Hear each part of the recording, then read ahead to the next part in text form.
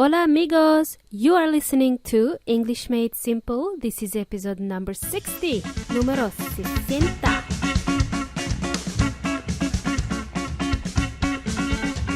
So that's how you say 60 in Spanish, número 60. I always get confused with this one.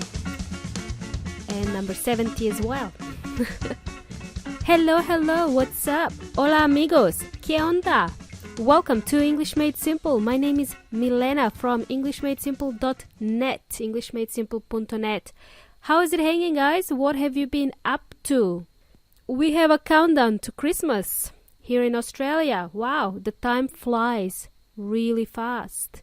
It's almost end of the year. It's pretty scary to think about the end of year approaching. Lots of things happened in 2016, don't you think? Some good things, some bad, and some sad, but mostly good. The good, the bad, and the ugly, just like the movie. It's now time to start making plans for 2017. Right. So, I made an announcement in my last short and sweet episode to make an announcement. By the way, the verb to make is an irregular verb. The past tense is made. So, I made an announcement in the last episode, and since then I've been extremely busy. You will be receiving an email shortly with a link to YouTube channel, so please be patient. And now in today's episode, let's learn the difference between supposed to and meant to. Remember, last week we learned about supposed to be supposed to do something. But in today's episode, I want to teach you about another expression, meant to, that is quite similar to supposed to, okay? There is a slight difference between these two. And later, I would also like to tell you more about the word mean. This is something you have to know if you want to sound more fluent. Right, a lot of things to cover in this episode, so let's start with the first bit. The difference between supposed to and meant to is very subtle, as I said. They are almost synonyms. Other synonyms that you need to know are intended or expected, supposed to, meant to.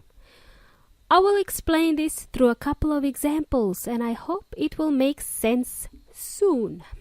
Okay, consider the following examples. Number 1. You were meant to finish your homework. You were meant to finish your homework. It means you were planning to finish it, but you didn't. The next example, you were supposed to finish your homework.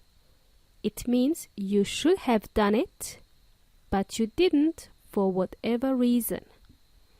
I'll give you another example. My husband, mi marido, was meant to call me. It means my husband was planning to call me, but he didn't. And the following, my husband was supposed to call me. It means my husband should have done it, but he didn't for whatever reason. There is a slight difference and it's often used interchangeably, okay?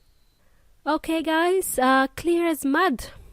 Más claro que la tinta china. Or tan claro como el chocolate. I like that one. In English we say clear as mud. Mud means barro or cieno or lodo in Spanish. Mud, it's what you get after rain. After you combine the water and dirt. Dirt and rain produce mud. Okay? Now, I'd like to talk to you about the word mean, to mean. I think we need to know a little bit more about this word mean. You will be surprised. Mean is a wonderful word. It's one of those words that have multiple meanings. It's a very versatile word. It can be a verb, an adjective, and a noun. Yep, just to add to the confusion. To mean, to be mean, the means. To mean means significar in Spanish. To be mean, ser pesado, ser mal, which means to be a bad person or to be an evil person, to be mean when you describe somebody. The mean, la media or el promedio, in other words, the average number, mathematically speaking. For example, what is the average number of employees in your organization? What is the mean number of employees in your organization, in your company? And another one, means. La manera, el método, method, the process. Okay? Hopefully you managed to remember all this. Well, the one we know and the one we use a lot is the verb to mean. The verb to mean means, there we go, we just used it now. It means to signify something, to provide meaning, to stand for, to imply, significar. Okay, we use this a lot. Let's use the verb to mean as an example. As a verb, do you know what it means? ¿Sabes lo que significa? What does it mean? ¿Qué significa esto? What does it mean? Easy peasy Japanesey. Right, guys, what you need to know as well is that mean is an irregular verb. The past tense is meant and participle meant as well. Yes, that's what I meant. As an example, eso es lo que estaba pensada, or eso es lo que quería decir, what I wanted to say. That's what I meant. And now, let's use it as an adjective. I bet you didn't know this one. Are you ready, guys? Adjectives are words that describe nouns and pronouns. They are words to help us describe something or someone. We covered this one in previous episodes.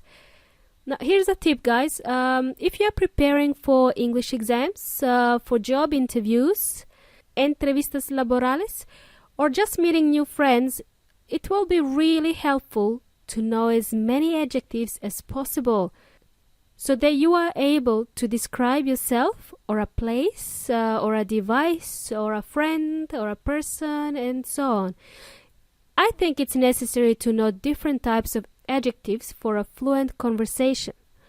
On a side note, by the way, I am preparing a quick checklist for you to help you with this. Because I only have 2 hands, I will try and make it available as soon as humanly possible. Keep listening, guys. More exciting stuff is coming your way. Now, back to mean as an adjective. I get distracted so easily. Now, this is the one that really had me puzzled the first time I heard it. One of my friends said to me, Milena, don't be mean. Don't be mean. What? What do you mean by that? Don't be mean? My husband often tells me not to be mean. Milena, don't be mean. Be nice. Milena, don't be a bitch. Be nice. Okay, that's a bit extreme. It just means don't be inconsiderate and selfish. Don't be a bitch.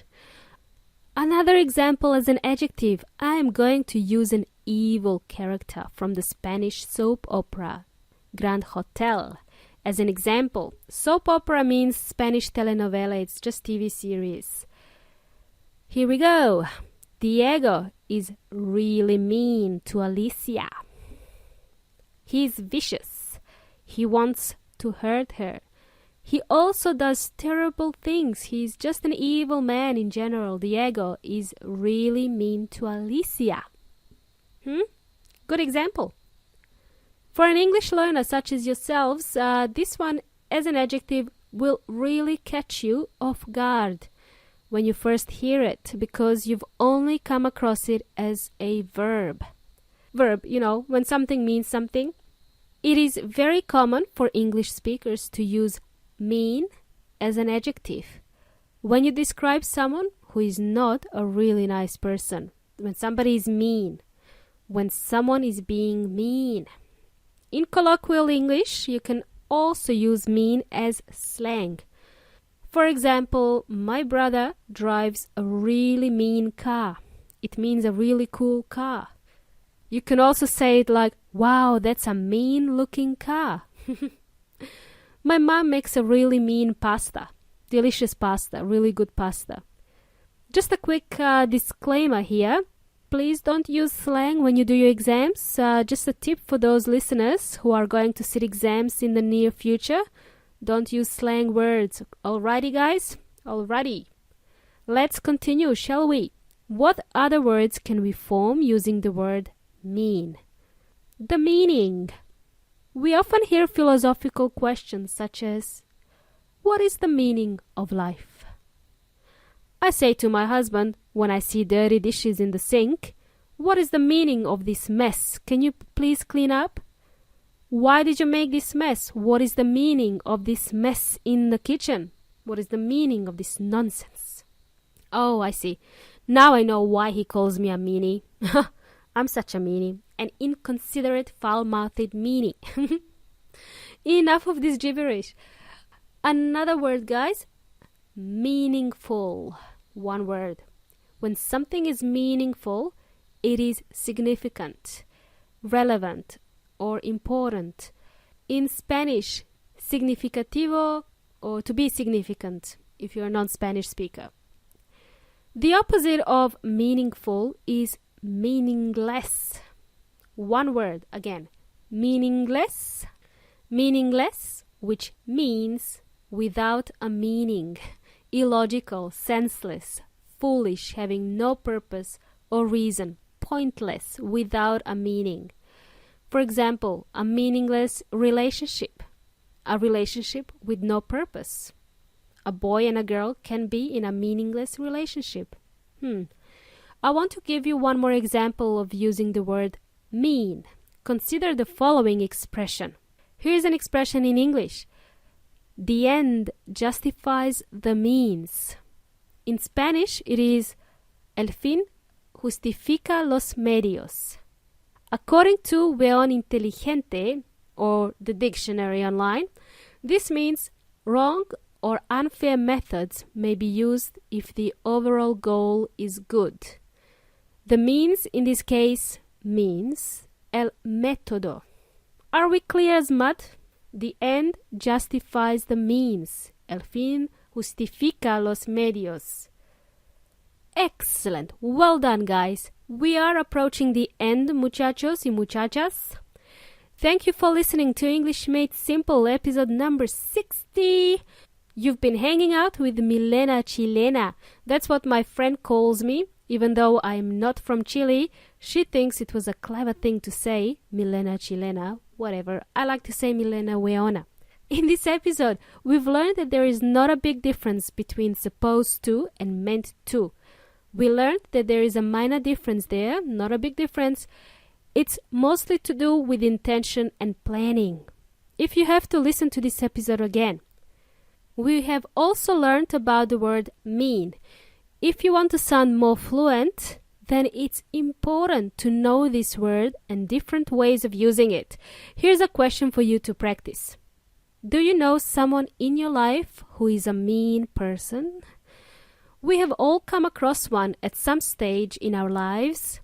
It could be your boss, el jefe, or your significant other, for example, like in my case. I am a meanie.